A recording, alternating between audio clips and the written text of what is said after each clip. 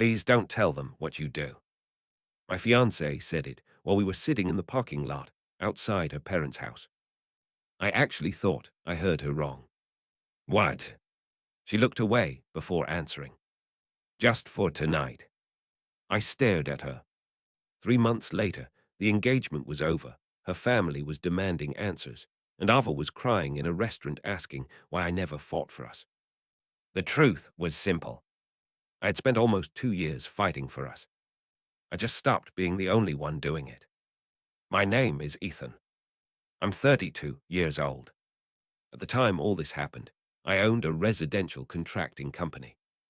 Nothing glamorous. My crew renovated kitchens, bathrooms, basements, and occasionally entire homes. I started the business with an old pickup truck, a borrowed trailer, and more confidence than experience. 8 years later, the company was doing very well.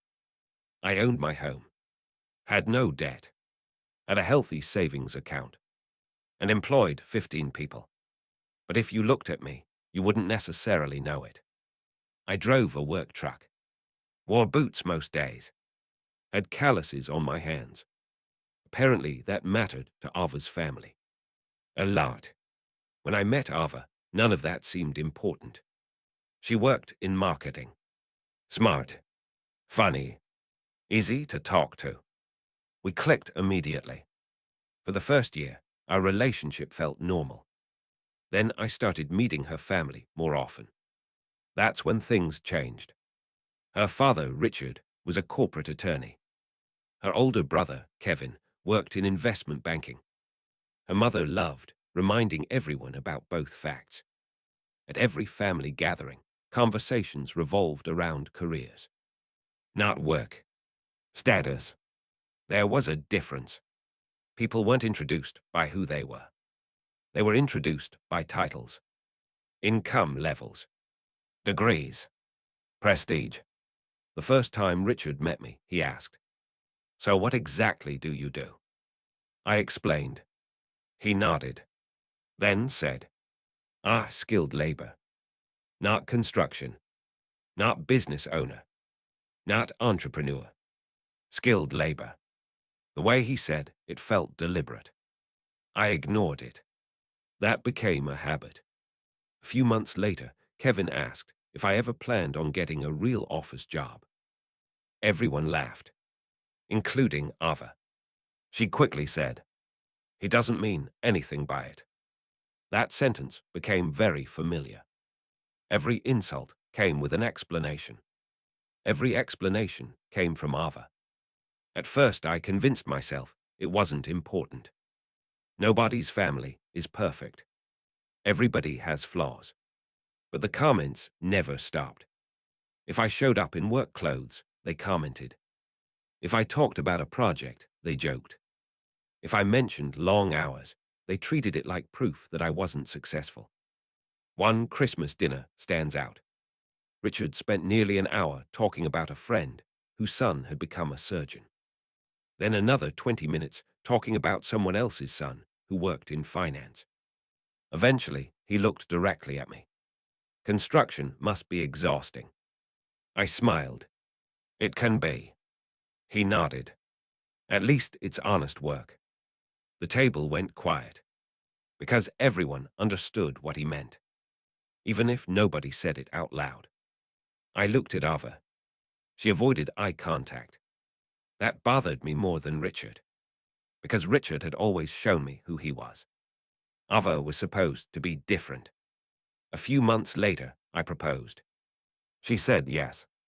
For a while things improved, or at least I thought they did.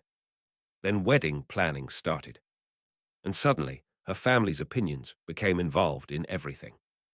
The venue wasn't expensive enough. The guest list wasn't impressive enough. The catering wasn't upscale enough. Every conversation somehow became a discussion about appearances. One evening, Ava's mother asked where we planned to buy a house. I showed her several properties we liked. Nice homes, good neighborhoods, well within our budget. She frowned. That's where teachers live. I honestly didn't know how to respond. Ava laughed awkwardly. then changed the subject. Another warning sign. Another moment I ignored. The biggest red flag arrived 2 weeks before the family reunion. Richard was hosting dozens of relatives, many of whom I'd never met. The night before the event, Ava called me. She sounded nervous. At first, I thought something was wrong. Then she said, "Can I ask you something?" "Sure." She hesitated, then said, "Tomorrow, maybe don't go into too much detail about your business." I frowned. "What do you mean?" "They can be judgmental." I laughed.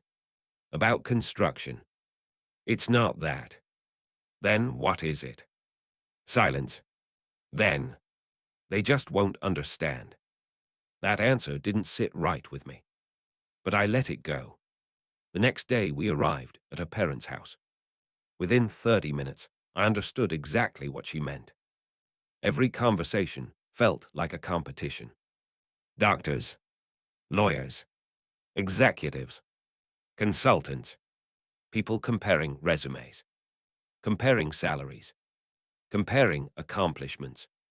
Eventually, someone asked me what I did. Before I could answer, Ava jumped in. "He works in home renovations." Works in. Not owns. Not operates. Not built. Works in. I looked at her.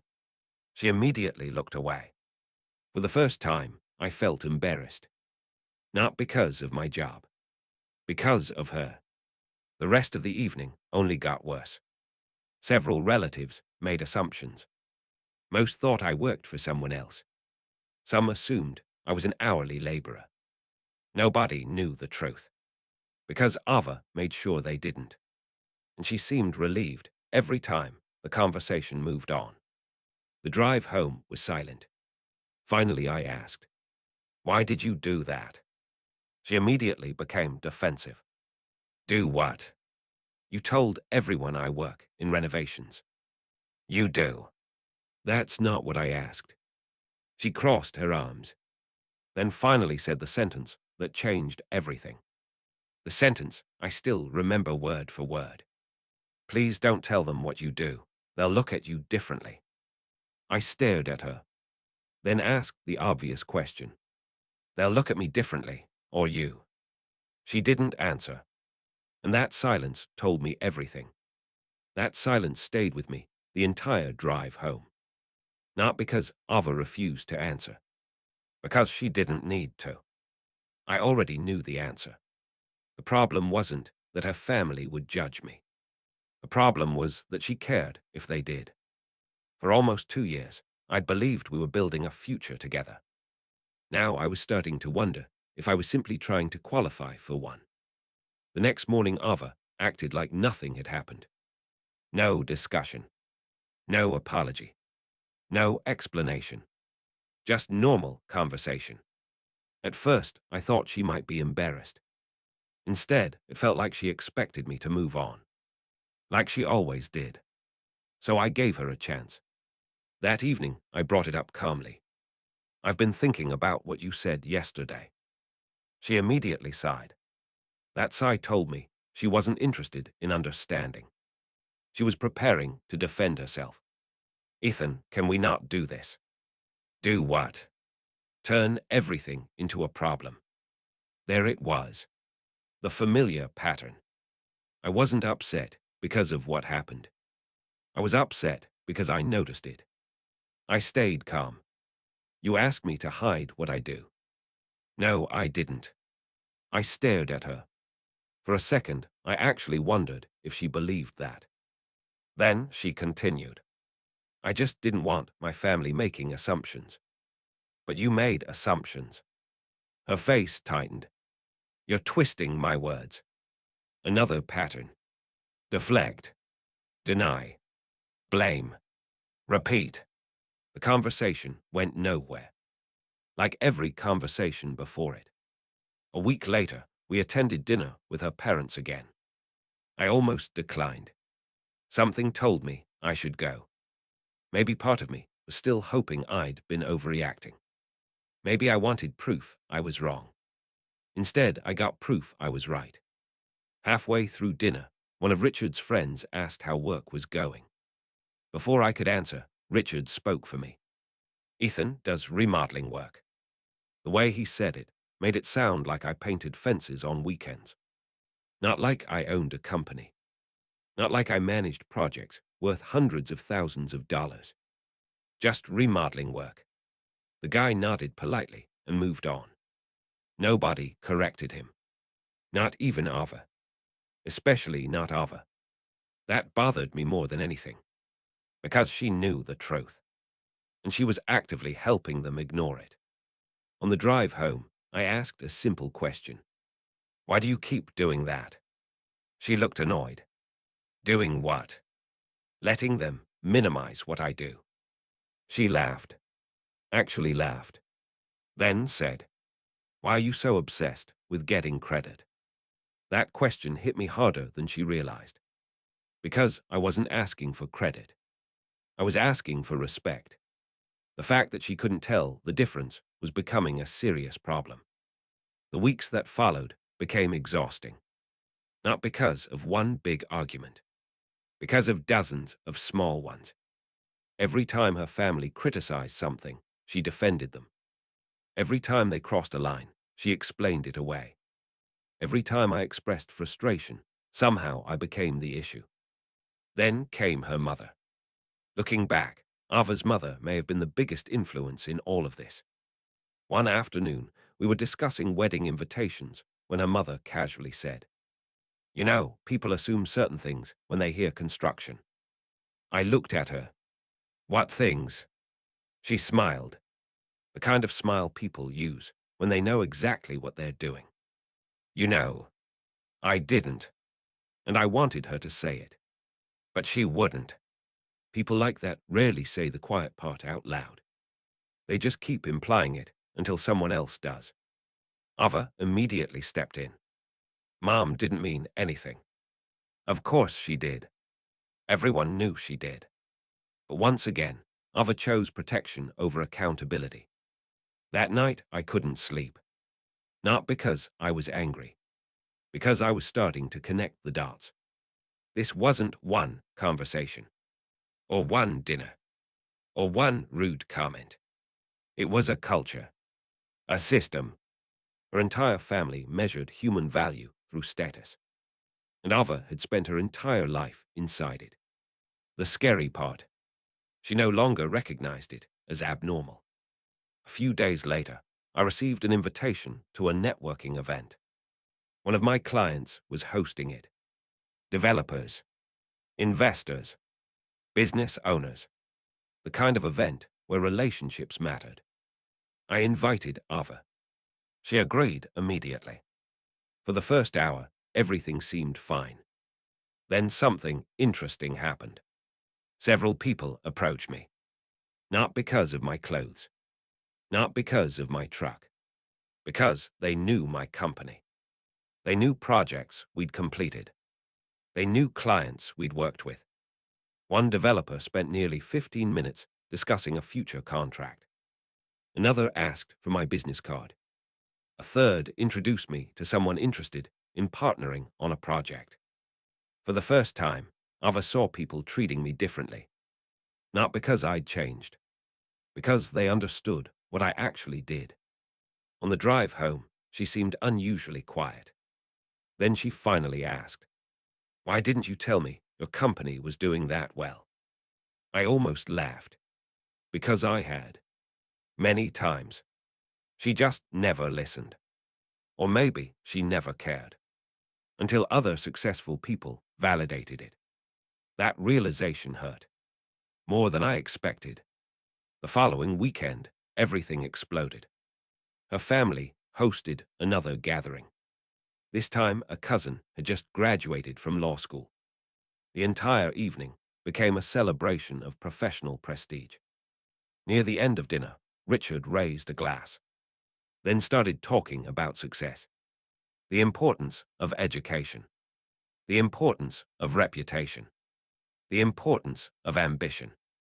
Eventually, he looked directly at me, then said, Not everyone is meant for the same level of achievement. The room went quiet. Nobody spoke. Nobody challenged him. Everyone understood who he meant. And then something happened. Something that changed the entire relationship. I looked at Ava, waiting, just once, for her to say, "Enough." Instead, she avoided eye contact. Again, that was the moment I realized something important. The issue wasn't her family. The issue was Ava's willingness to sacrifice me for their approval. Everything became clear. The comments, the excuses, the embarrassment, the secrecy, the minimizing. The pattern finally made sense. Later that night, I confronted her. Calmly. No anger. No accusations. Just honesty. "I don't think you're embarrassed by my job." She frowned. "Then what?" "I think you're embarrassed by how your family sees my job." She immediately became defensive.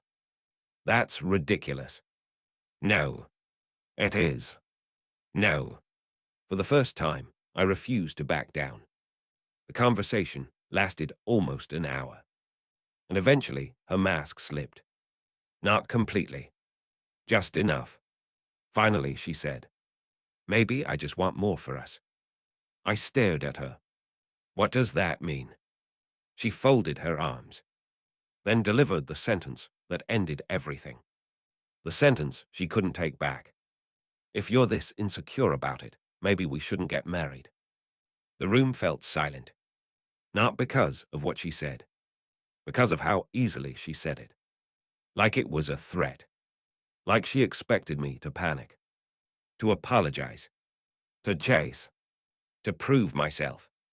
Instead, I looked at her, nodded once, and said, "Okay," for the first time all night. She looked scared.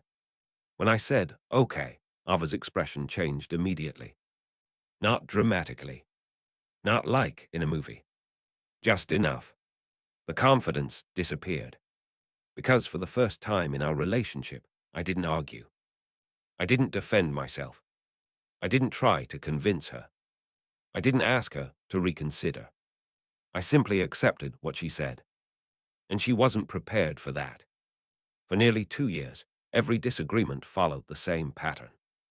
She'd say something hurtful. I'd explain why it bothered me. She'd defend herself. We'd argue. Eventually, I'd compromise. This time, the pattern broke. And once the pattern broke, everything else started falling apart. The next morning, Ava called 3 times. I didn't answer. Not because I wanted revenge. Because I genuinely didn't know what else there was to discuss. She'd already told me exactly how she felt. I finally responded with a text. "Need some time." That was it. No anger. No accusations. No emotional speech. Just space. Ironically, the same thing she had never given me. Over the next few days, something strange happened. For the first time in months, I felt calm. Not happy. Not relieved. Just calm. The constant pressure to prove myself was gone. The constant comparisons were gone. The constant need to earn approval was gone. And once those things disappeared, I started seeing the relationship more clearly. I wasn't being judged because I was failing. I was being judged because their standards kept moving. No matter what I accomplished, there would always be someone richer, someone more prestigious, someone more impressive. The game was unwinnable by design, and I was tired of playing it. A week later, Ava asked to meet. We sat down at a small coffee shop near her apartment. The moment she arrived, I knew something had changed. She looked nervous. For once, she didn't seem certain.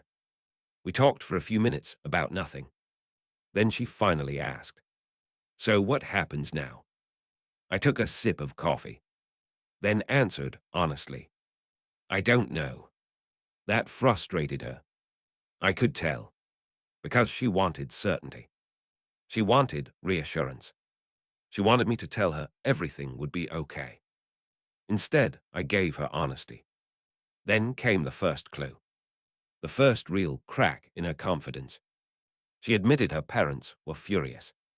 Not at her, at me.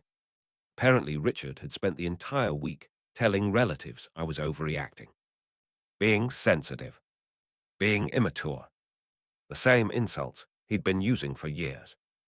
The difference was that this time people weren't automatically agreeing with him. Some family members had started asking questions.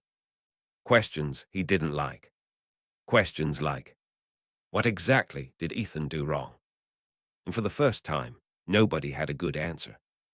That was the beginning of Karma Wave 1. The immediate consequence. The wedding planning stopped. Completely. No venue meetings. No catering appointments. No guest list discussions. Nothing. Everything froze. And suddenly, Ava had to explain why.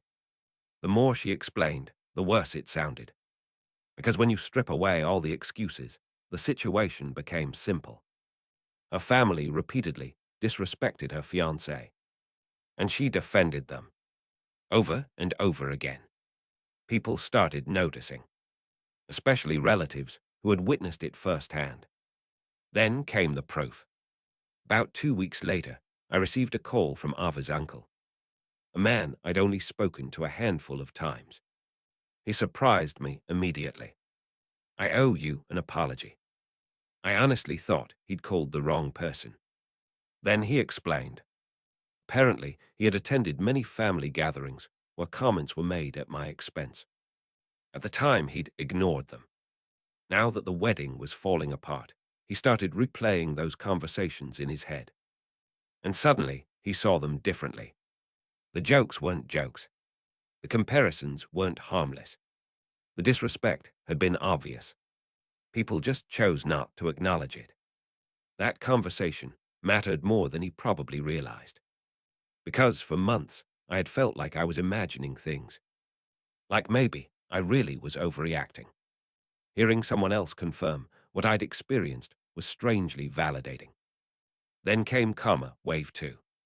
The social fallout. The family wasn't united anymore. Some relatives sided with Richard. Others quietly sided with me. Arguments started happening behind closed doors. People began discussing things they normally ignored. Not just how Richard treated me, how he treated everyone, how he ranked people, compared people, judged people. Old resentments resurfaced. And suddenly, the family image he'd spent years protecting wasn't quite as polished as before. Meanwhile, Ava kept reaching out. Not aggressively, not manipulatively, just consistently. The problem was that every conversation sounded the same. She talked about the wedding, the embarrassment, the tension, the family drama, but rarely about the actual issue.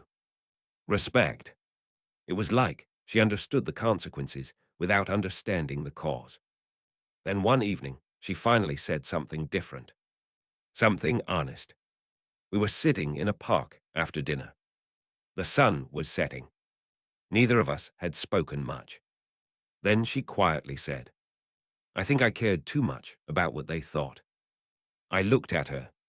She continued, my whole life, I've been trying to impress them. For the first time, she wasn't defending anyone. She wasn't making excuses. She wasn't shifting blame. She was taking responsibility. And honestly, that made the conversation harder. Because it would have been easier if she were simply cruel. She wasn't. She was flawed, influenced, weak in places where she should have been strong. That made everything more complicated.